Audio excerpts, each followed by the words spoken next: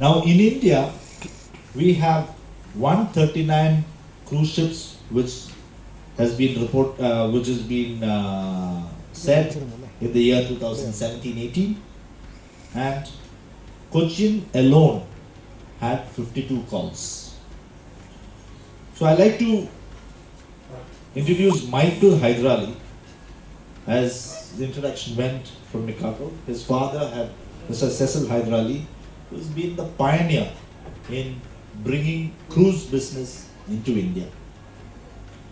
Michael, would you like to say your story about Micato? Thanks, Joe. Before I start, I'd like to make it clear that that $120 every passenger is spending is not coming to us. So, it's not a lot of money that we are making. So the cruise business has evolved in India in the last 30 years. Like Manish, I've benefited from my father starting this company in 1990. The story is very interesting, so I'd like you all to hear it. So we are a part of Micato Safaris and we operate in Africa and in India. And in Africa we handle ships much before we handle ships in India. And there was a cruise line called Renaissance Cruises, and the president was Mark Conroy, who's now the president of Silver Sea Cruises, who told us in Africa that we are having all these ships going to India, but the level of service that we're getting is really poor. Why don't you guys start a company in India? And that's when Micato and my father partnered to start Micato in India in 1990. Prior to that, my father worked with American Express Travel for a long time. In those days, American Express Travel was the only game in town. They handled ships, and in those days, if you were on a ship and you had to go and see the Taj Mahal, the ship would have to stay in Bombay for 5 days. They would have to charter a train, and that total trip would take a minimum of 3 nights before they could actually come back to the ship. A lot has changed since then. Once the company was formed in 1990, of course, we got a lot of the cruise business that we picked up, but we also started calling on other cruise lines who were not calling in India. And one of those cruise lines was Royal Caribbean. And I think from 93 or 94, every year we would go and knock on their door and tell them about India and how their ships must come here. And they would tell us, you see our name on the board, we're only going to the Caribbean, we're never going to come to India. And in 1999, Royal Caribbean brought their first ship to India, which was the largest ship that had ever called in India before that. It was very challenging, and from there to now, Royal Caribbean, between their 3 bands, has 120 calls planned in India and Sri Lanka in the next 2 years. So the business has grown tremendously and will continue to grow, and we are very happy to be a part of it. Thank you, Michael. Coming back to Manish, for you in India, when you have been doing incentives, which is the area which you do maximum? Like which destination in India would you do maximum incentives and why?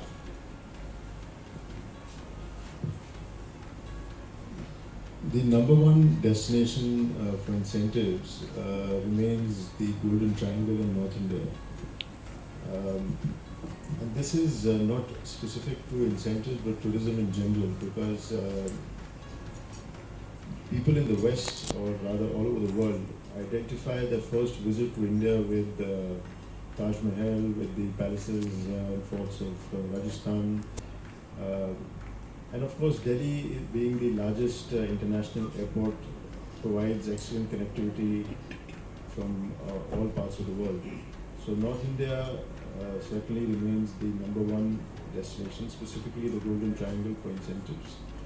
Of course, in addition, we have a large selection of hotels suiting different budgets, a lot of heritage hotels. The connectivity between Delhi, Agra and Jaipur in terms of flights, roadways, trains is quite good. And a lot of interesting activities are available for incentives. So yeah, these are the few reasons why I would say Golden Triangle still remains the number one incentive destination. But so I'm sure the crowd here would like to know what's Kerala's chance. We are talking about 2%, which Kerala seems to be talking about as a top destination. We are one of the best tourist destinations. So what's Kerala's chance of getting incentives? Now we've got the hotels. Now we've got better connectivity. What is your thoughts on it?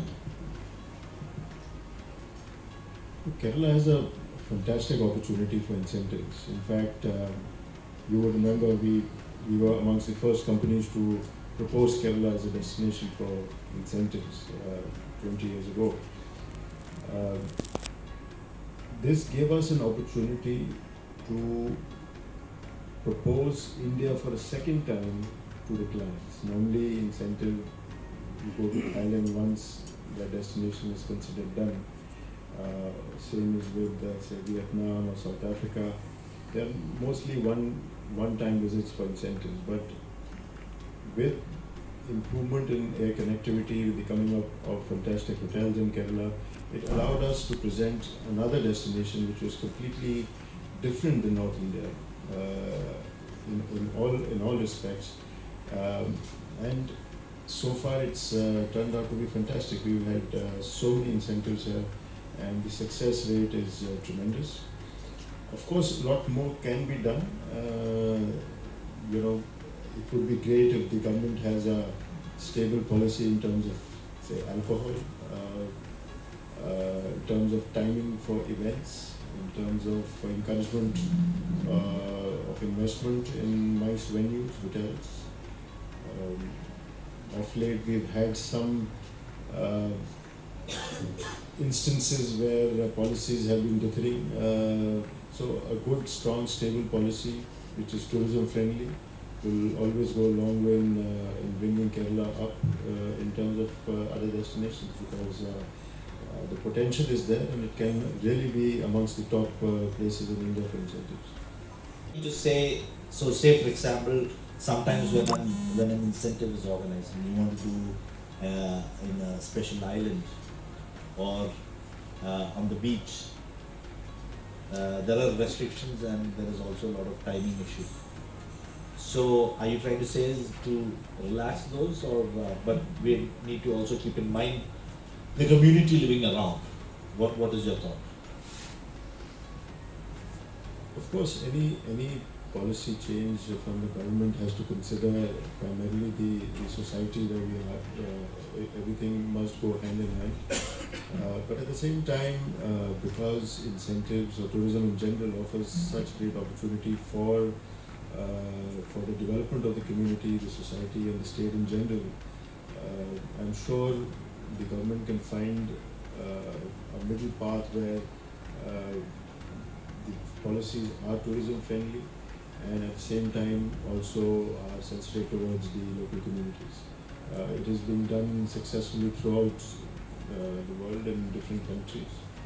In fact, many countries focus on the community aspect of tourism more than just sort of a monetary benefit, so which leads to a much more all-round development of society and of course tourism. You're right, Manish, because when the society is benefiting and then their support for the event also plays a very important role for the success. Varun, in weddings, as far as weddings are concerned, is it only Kerala which you do, or do you do rest of India? Actually, I pitch for more Kerala. We have offices in Karnataka. Like I am coming from Bangalore, so I have office in Cochin also.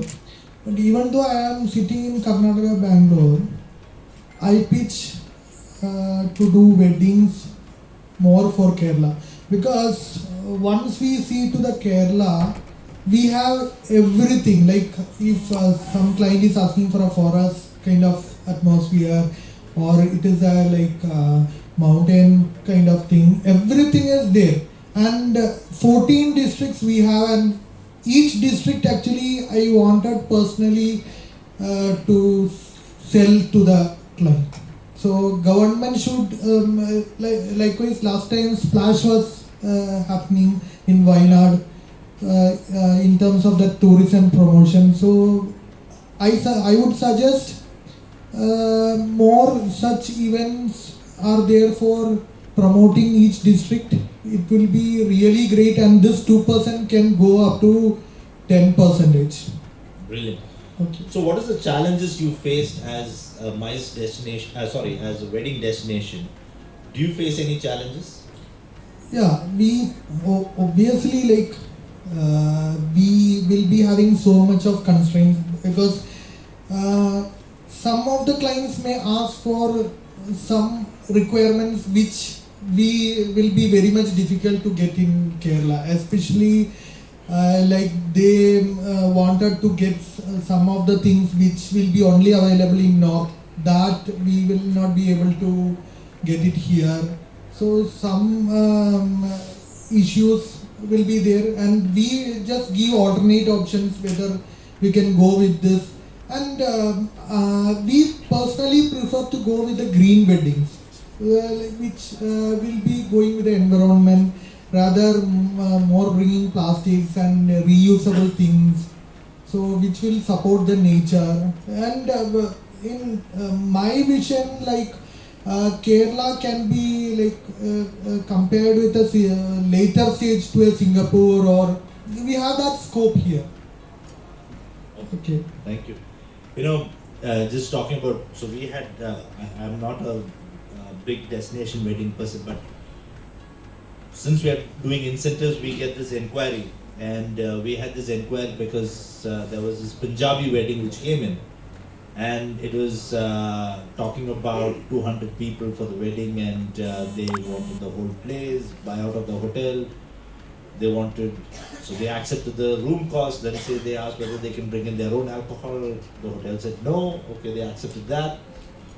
Then when they actually got really wild, or the destination moved, is when I said that 11 o'clock you have to shut your bar. So that's where, when they said, I'm paying such high amounts, I'm paying for all what you said, and now you're not letting me enjoy it. So you give me everything, but don't enjoy it. So that was one of the comments which the client said, and then they moved to Rajasthan. Anyway, so Michael, coming to cruise. Cruise also has been facing a whole lot of challenges in India as well as Kerala. Overall challenges, I don't want you to be more specific on Kerala, but I would just, as a overall challenges which you have faced in while bringing a ship, what would you say, according to you, what are the difficulties which you're facing? So, India has come a long way in the last 10 years, I'd say, as far as cruise ships calling in India. If I had to say the biggest challenge, it would be the lack of having a standard operating procedure amongst all ports. You look at it from only Cochin or only Kerala, but we look at it from all the other ports that the ships call in as well. And every single port is different from the other. And I think most of us sitting in this room, any Indian airport that you go through, mentally we're prepared that we're more or less going to go through the same process, right? Our ticket will be checked at the gate, you screen your bags, you check in, you go through security, you board your plane. When a ship comes to India, in Goa it's a completely different procedure, and when you come to Cochin it's a completely different procedure. So it confuses the passengers, and they get very frustrated because they have multiple security checkpoints. To give you an example, we have a terminal in Bombay. So the guests get off the ship, they enter the terminal from this door, and they exit from that door. So their landing card is checked when they enter the terminal, and the landing card is checked when they're exiting the terminal. And all these guests ask me, what could have gone wrong between here and there? Are your security agencies not confident about the security they are providing? And the same thing happens in other ports as well. But having said that, we are moving ahead with all the changes that are taking place only for the better. The introduction of the e-visa that is now applicable for cruise passengers has made a huge difference, and to take up to 3 weeks to actually get your passport back. So this has been a huge boom, and it's only going to grow. Currently, passengers arriving on a ship can be calling in multiple ports. They get one e-landing card which is applicable for every single port that they're going in. So they don't need to go through checks and balances over and over and over again, which we had to do before. So in general, it's getting better, but having a standard operating procedure that is standard for all ports in India will be a huge help for all of us. So do you think with the e-visa which is coming, so I'm now looking at Cochin because that's where my expertise lie, and 20 years back or 15 years back we had 20 odd ships. Today in Cochin we have 52 odd ships. So the growth for so long has not been so great. So do you think with this e-visa our growth can be even faster, because the growth pace is not too encouraging? So I think most important is understanding the cruise business to begin with. But I think our government needs to market India as a cruise destination much better to persuade these cruise lines to have their ships spend more time here. And that can actually really make a big difference. Thank you.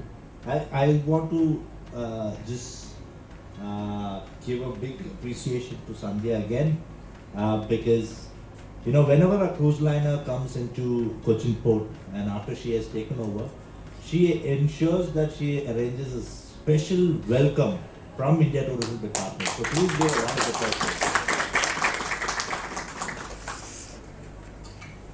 So I guess the message is very clear. It's not that what we lack is not the infrastructure, not the hotels, not you take incentives, you talk about weddings, you talk about cruise liners. It is a standard operating procedure which makes life simple and make everybody do business in ease, and that's what I think everybody had mentioned. I was just told by Ravi that Prasad, sorry I didn't see you walk in. I request you to please join the panel. Prasad has got a immense experience again from the hotelier's point of view, handling various incentives, weddings, and I don't think any more introduction needs to him because he's from Trivandrum, so he knows, everybody knows him here. Prasad, I think, did you listen to would you like to add some comments, because I'm not going to repeat the questions, but if you want to. First of all, my apologies. I was not actually very prepared to be here. But then, instead of me, Varun was here to represent the wedding and the MICE tourism. But then, thank you. So, what is the amazing thing about a MICE operator or a cruise? We always get surprises. So the first surprise which I got was when Varun got in, and I was like, who's now Varun here? So, but we need to manage and the show must go on. Okay, sorry. Okay. The intention of calling me was primarily, I understand it is to talk on MICE. I've been with Uday Samudra Hotels here in Kovalam, and my experience on during the tenure with Uday Samudra in terms of MICE was immense, because it's a MICE hotel, and we've seen a lot of weddings happening and things like that. Like a while ago, Sijo was mentioning about the bar issue. When a wedding happens, all of a sudden, you close the bar and say, time up, you'll have to pack up. That's it. These are situations which really puts them off.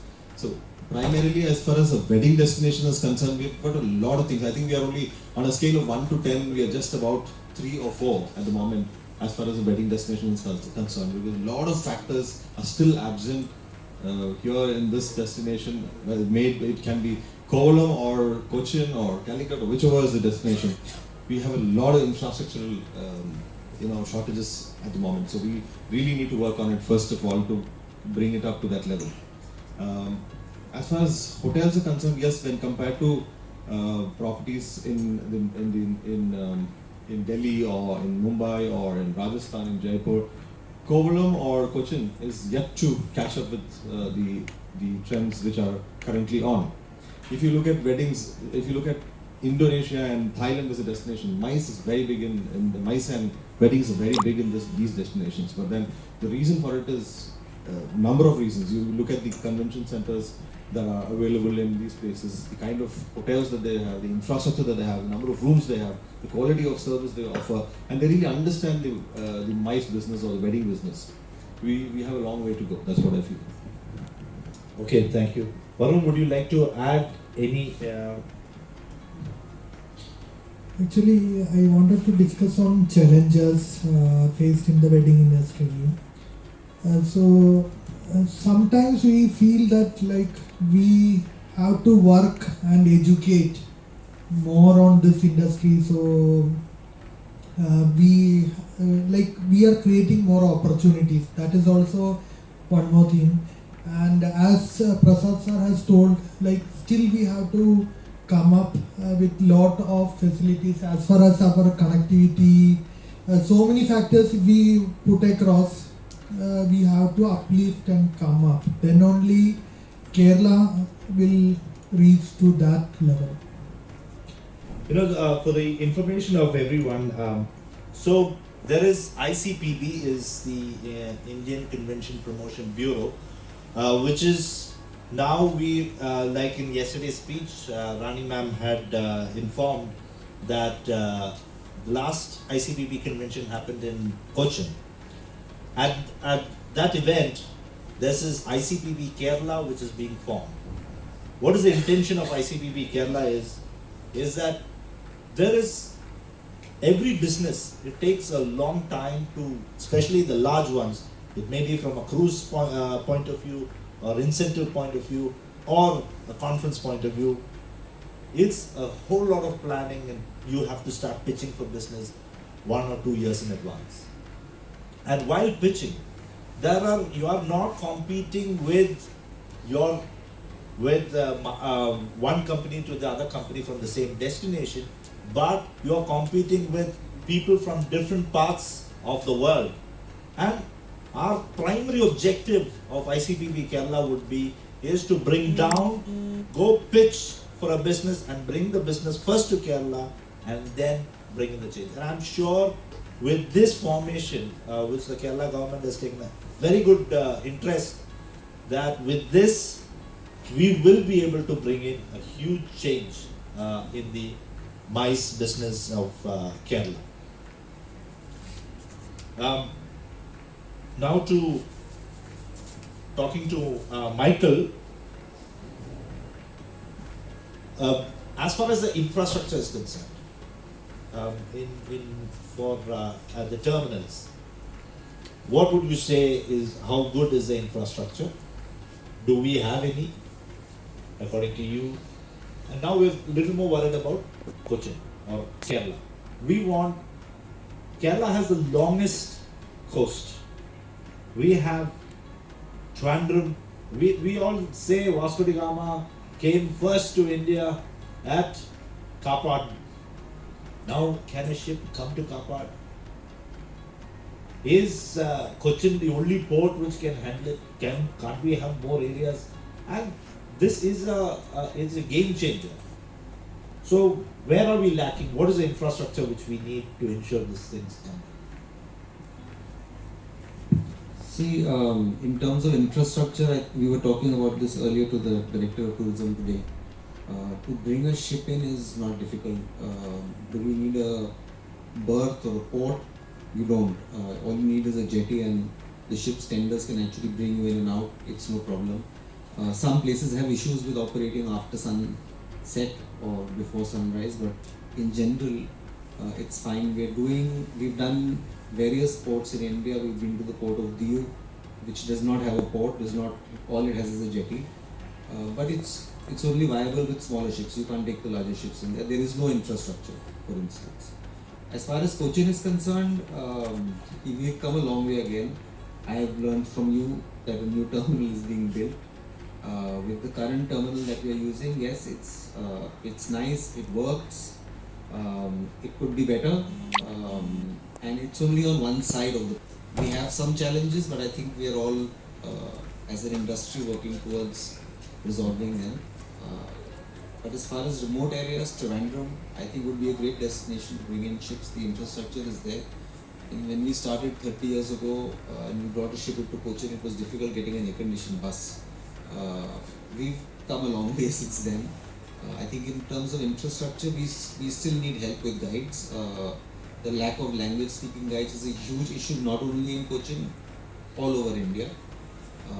And I think if we want more ships to come in and to grow this business, the infrastructure should be in place. What would your largest, meaning the largest number of passengers you would have handled in a port, like when a ship comes, which is the biggest ship which you would have handled? So the biggest ship we've handled is the Celebrity Solstice. I think they had 3,200 or 3,400 passengers. They came to Cochin and Goa in during peak season. I mean, it was the busiest time of the year, and we had to organize 50 buses and guides, and you know how challenging it was. Yeah. So when he says peak season, it came on 25th of December, and we needed 50 coaches, and we can imagine how difficult it was. But yes, infrastructure has improved in Kerala, and we could manage the 50 buses. Manish, what is your biggest incentive, and which incentive in Kerala which you did excited you the most? I wish we had numbers like 3,000 or more in the incentive business. It would make things much easier.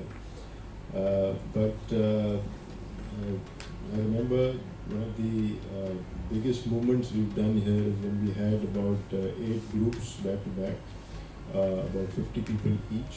That was amongst the, it was from a single banking client in Belgium.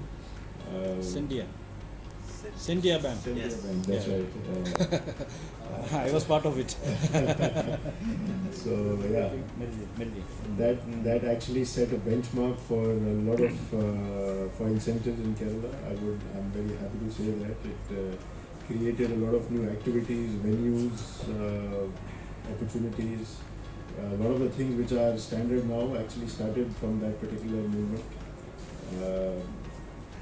Sijo's receding hairline, I think, started also from there. Yeah, so I think that was one of the most memorable incentive trips we had. To put a lighter note to the forum here, we had 8 groups, so which means 8 elephant festivals which we had to do in Fort Cochin with 15 elephants for every event. And then after the 8 groups were over, the person who was coordinating the elephants comes and gives me a gift, and she says, "You are a very lucky man." So I said, "Why? What happened?" Normally when you do 8, one of the time the elephant will go berserk and there will be accident.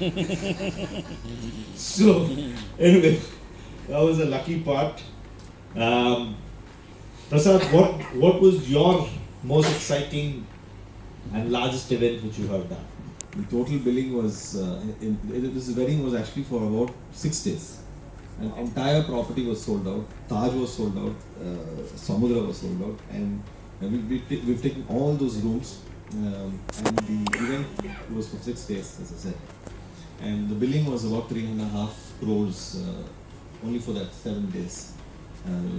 That's the kind of wedding it was. But sadly, what happened was after 10:30, when the bar was closed, that's why I said the bar was closed. There was a lot of issues because it's a British wedding. I'm talking about Indian British wedding where Gujarati and Punjabi. So the girls are Punjabi and the boys from the Gujarati family. So they're both from UK. the entire families were there, and you know how Punjabis are when it comes to when it comes to closing the bar at 10:30. Unfortunately, we had situations where when the entire place was noisy, loud music, laser lights, and all that. We had the excise people walking in, creating a confusion there, and all that.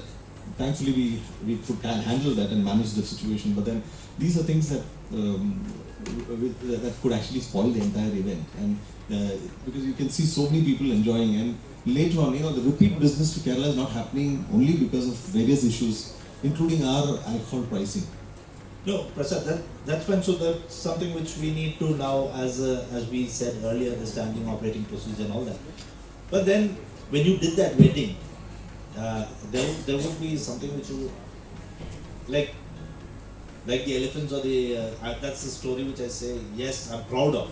Is there anything like that? Oh yes, there were a couple of things that were done. One was we did fireworks on the beach, on the sea, rather, and then we had the bridegroom coming, entering into the venue from the this thing on a speedboat. That was another interesting thing. There was a procession of all these people with over, I think, 400 auto rickshaws from one point to another. And that was another interesting thing. These are all things that they would definitely not forget as a destination in Kerala. Like if you do it in Delhi or Mumbai, it's a different scene. But in Kovalam, it was a very memorable kind of a wedding that they had. I've also had experiences doing weddings at Leela. We've had one of our clients who did a big wedding, huge wedding in Leela. The experience was amazing. People really had a good time here. Again, we have not positioned our destinations as, of course, Kovalam is the only good beach destination for huge weddings. We have not really marketed our product well. That's what I feel as far as weddings is concerned. Years to come, we need to really work on it and keep that as one of our most important marketing agendas. In fact, that's the reason why I asked this question, is because our own people should be the ambassadors to go out and say. And so, if each one of us talk about the proud moments what we have done, because half the things what you and me are doing, nobody else in the world is knowing about it. And so, this is something which we need to tell what can be done. Varun, would you like to give your most proud moment? For promoting Kerala or total India, because what I have seen, many of the other countries, even like from Turkey, I used to get regularly called because their government is giving such and such opportunity, like making a database of the Indian companies and calling and providing all the facilities. You have to take a tour there, farm tour kind of thing. So I think more promotions we need to do regarding our destination, and we should channelize through many B2B. Varun, question is your proudest moment. Okay. What is an event which you did and you said, wow, I did it? What is something which you like to boast about? Okay. So I did one wedding which was 3 days, which was like interstate wedding. The girl from Kerala and the boy from UP. So they have that possession and then Bharat, all those things. So we had to take care of the guest very properly, and that guest management was very much challenging. Some were coming in train, few were coming in flight. So with the help of a good travel agent, we could manage that easily. And the client was so happy, and he was commending keep on our team and then that hospitality. So it's entirely what I wanted to comment, that is a teamwork basically. So in the total industry, if you are getting a good hotelier and then probably a travel agent and all the vendors, if it is aligned properly, that will be the proud moment for us. In principle, you are saying the industry comes together and then do a great show. Yeah, absolutely. As I think my time is also running, So last question to everybody, and this is now specifically a big thanks to KITTS for organizing such a wonderful event. And so we need to all give back something to KITTS. So Manish, what would you give a message to the students? Because this is live streamed in another room and the students are also watching us. So what message would you like to give to the KITTS students? Well, firstly, I would say that you are about to enter a fantastic industry. It's a great business. They say once you're a tourism man, you're always a tourism man, and it's really a great business to be in. Our industry is a service-oriented business. We are not selling any physical products. We are selling experiences, services. So that has to be fully understood and then delivered upon. In tourism, it is very important to know about our product, which is Product India. So I always tell my team members that you should try and increase your knowledge of India, about what is there, what is possible, the hotels, the distances, the facilities. And that is the only way you'll be able to successfully sell this country and deliver on a very high service level. Thank you, Prasad. First of all, I'm associated with KITTS for a very long time, and I've also had experiences with recruiting from KITTS.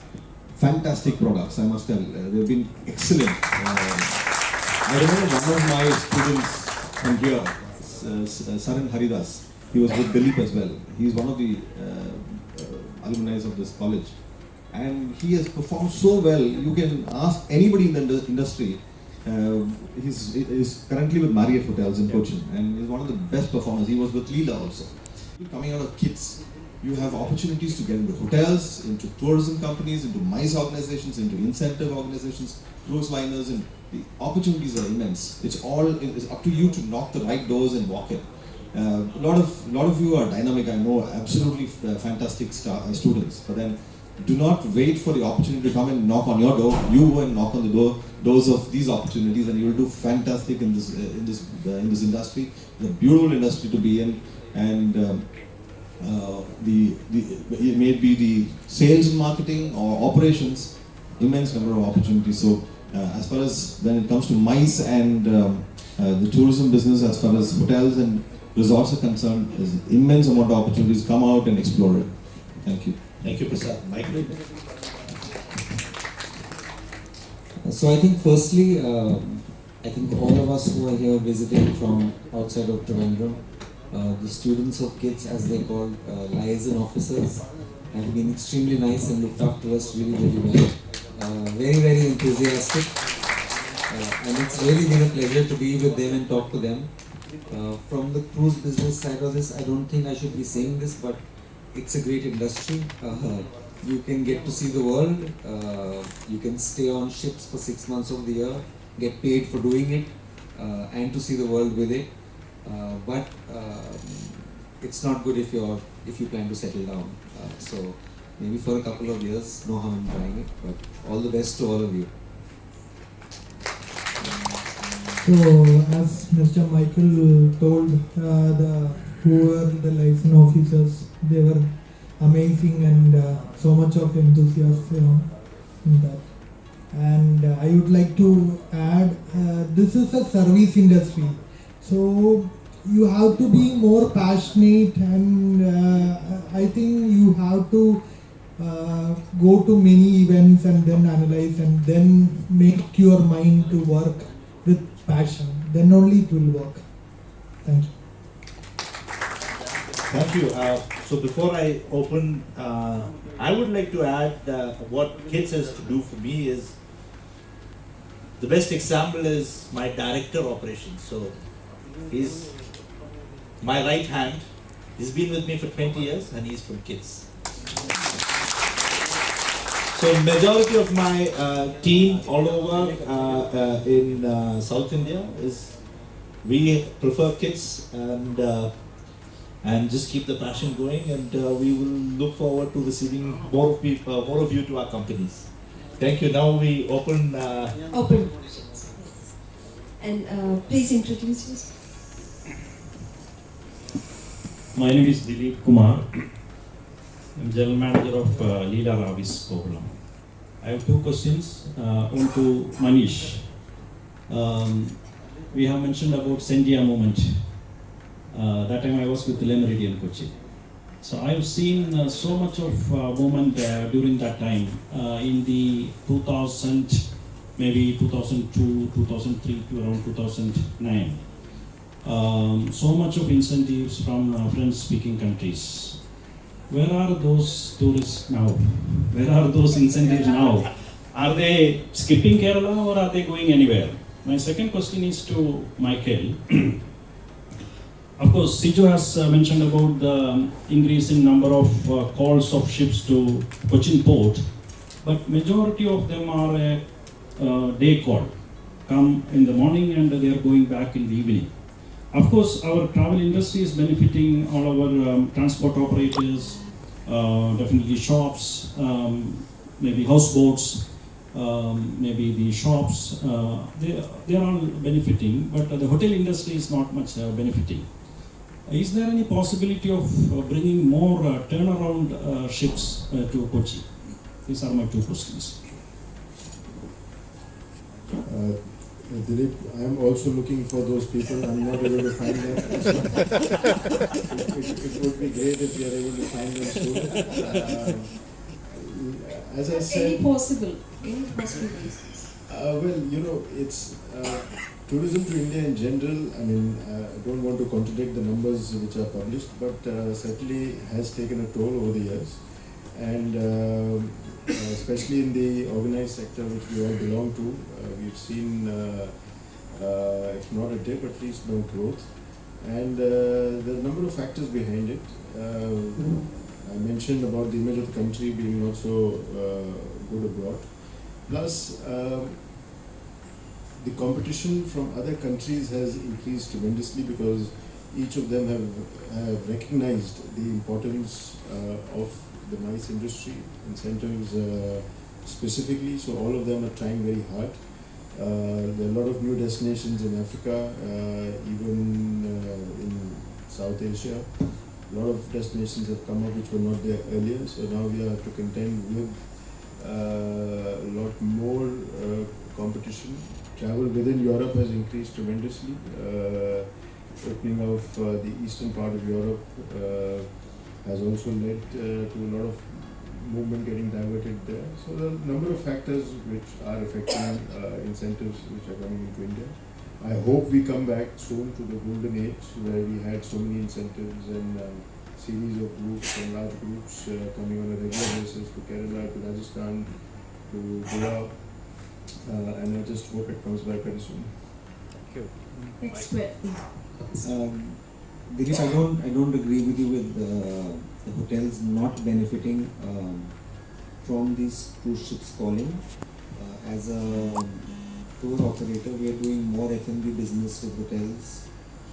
When a ship calls, then a lot of DMCs do with them selling rooms. Having said that, there is definitely an opportunity. Unfortunately, at the moment, Cochin is not the best connected airport to the rest of the world. Bombay is a much better connected airport. We were talking to Dr. Venu this morning, and he was saying people don't like taking 3 flights to get home or to get to their destination. So I'm sure, I know that Haider does a turnaround in Cochin, for instance, but it's pointless for the hotels because they're not using any hotels. They're flying, going straight to the airport and flying out.